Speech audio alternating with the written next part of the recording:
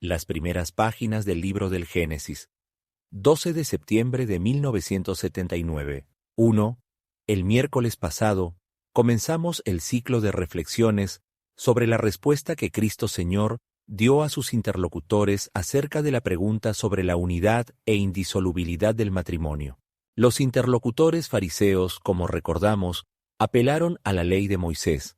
Cristo, en cambio, se remitió al principio, citando las palabras del libro del Génesis. El principio, en este caso, se refiere a lo que trata una de las primeras páginas del libro del Génesis. Si queremos hacer un análisis de esta realidad, debemos, sin duda, dirigirnos ante todo al texto.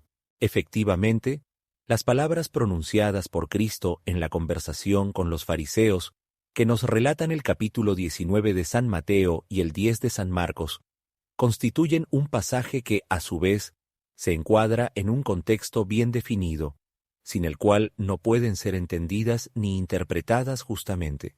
Este contexto lo ofrecen las palabras: ¿no habéis leído que al principio el Creador los hizo varón y hembra? Mateo 19:4. Y hace referencia al llamado primer relato de la creación del hombre, inserto en el ciclo de los 7 días de la creación del mundo, Génesis 1, 1, 2, 4. En cambio, el contexto más próximo a las otras palabras de Cristo, tomadas del Génesis 2, 24, es el llamado segundo relato de la creación del hombre, Génesis 2, 5, 25. Pero indirectamente es todo el capítulo 3 del Génesis. El segundo relato de la creación del hombre forma una unidad conceptual y estilística con la descripción de la inocencia original, de la felicidad del hombre e incluso de su primera caída. Dado lo específico del contenido expresado en las palabras de Cristo, tomadas del Génesis 2:24, se podría incluir también en el contexto, al menos, la primera frase del capítulo 4 del Génesis, que trata de la concepción y nacimiento del hombre de padres terrenos. Así intentamos hacer en el presente análisis. 2. Desde el punto de vista de la crítica bíblica, es necesario recordar inmediatamente que el primer relato de la creación del hombre es cronológicamente posterior al segundo. El origen de este último es mucho más remoto. Este texto más antiguo se define Yahvista, porque para nombrar a Dios se sirve del término Yahvé. Es difícil no quedar impresionados por el hecho de que la imagen de Dios que presenta tiene rasgos antropomórficos bastante relevantes. Efectivamente, entre otras cosas, leemos allí que formó Yahvé Dios al hombre del polvo de la tierra y le inspiró en el rostro aliento de vida. Génesis 2:7.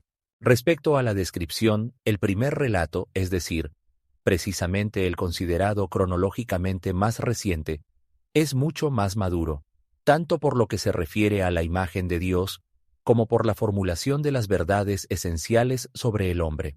Este relato proviene de la tradición sacerdotal y al mismo tiempo eloísta de Elohim, término que emplea para nombrar a Dios. 3. Dado que en esta narración la creación del hombre como varón y hembra, a la que se refiere Jesús en su respuesta según Mateo 19, está incluida en el ritmo de los 7 días de la creación del mundo, se le puede atribuir sobre todo un carácter cosmológico. El hombre es creado sobre la tierra y al mismo tiempo que el mundo visible. Pero a la vez, el Creador le ordena subyugar y dominar la tierra. De Génesis 1:28. Está colocado, pues, por encima del mundo. Aunque el hombre esté tan estrechamente unido al mundo visible, sin embargo, la narración bíblica no habla de su semejanza con el resto de las criaturas, sino solamente con Dios. Dios creó al hombre a imagen suya, a imagen de Dios lo creado. Génesis 1:27. En el ciclo de los 7 días de la creación es evidente una gradación precisa. En cambio, el hombre no es creado según una sucesión natural, sino que el Creador parece detenerse antes de llamarlo a la existencia, como si volviese a entrar en sí mismo para tomar una decisión.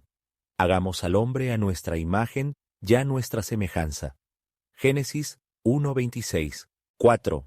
El nivel de ese primer relato de la creación del hombre, aunque cronológicamente posterior, es, sobre todo, de carácter teológico.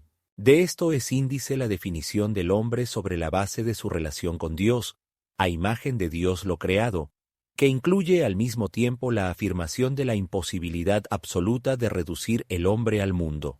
Ya a la luz de las primeras frases de la Biblia, el hombre no puede ser comprendido ni explicado hasta el fondo con las categorías sacadas del mundo, es decir, del conjunto visible de los cuerpos. A pesar de esto, también el hombre es cuerpo. El Génesis 1:27 constata que esta verdad esencial acerca del hombre se refiere tanto al varón como a la hembra. Dios creó al hombre a su imagen, varón y hembra los creó. Es necesario reconocer que el primer relato es conciso, libre de cualquier huella de subjetivismo. Contiene solo el hecho objetivo y define la realidad objetiva, tanto cuando habla de la creación del hombre, varón y hembra, a imagen de Dios, como cuando añade poco después las palabras de la primera bendición, y los bendijo Dios diciéndoles: procread y multiplicaos, y henchid la tierra, sometedla y dominad. Génesis 1:28. 5. El primer relato de la creación del hombre, que como hemos constatado, es de índole teológica, esconde en sí una potente carga metafísica. No se olvide que precisamente este texto del libro del Génesis se ha convertido en la fuente de las más profundas inspiraciones para los pensadores que han intentado comprender el ser y el existir. Quizá solo el capítulo 3 del libro del Éxodo pueda resistir la comparación con este texto. A pesar de algunas expresiones pormenorizadas y plásticas del pasaje, el hombre está definido allí, ante todo, en las dimensiones del ser y del existir. Ese está definido de modo más metafísico que físico. Al misterio de su creación, a imagen de Dios lo creado, corresponde la perspectiva de la procreación. Procread y multiplicaos, y henchid la tierra. De ese devenir en el mundo y en el tiempo, de esos fieri, que está necesariamente unido a la situación metafísica de la creación del ser contingente, contingens. Precisamente en este contexto metafísico de la descripción del Génesis 1, es necesario entender la entidad del bien, esto es, el aspecto del valor. Efectivamente, este aspecto vuelve en el ritmo de casi todos los días de la creación y alcanza su culmen después de la creación del hombre. Y vio Dios ser muy bueno cuanto había hecho. Génesis 1:31. Por lo que se puede decir con certeza que el primer capítulo del Génesis ha formado un punto indiscutible de referencia y la base sólida para una metafísica e incluso para una antropología y una ética, según la cual ens et bonum convertuntur.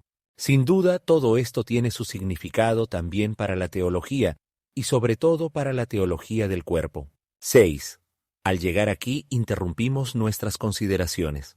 Dentro de una semana, nos ocuparemos del segundo relato de la creación, es decir, del que, según los escrituristas, es más antiguo cronológicamente.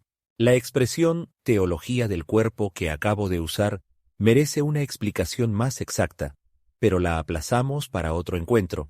Antes debemos tratar de profundizar en ese pasaje del libro del Génesis al que Cristo se remitió.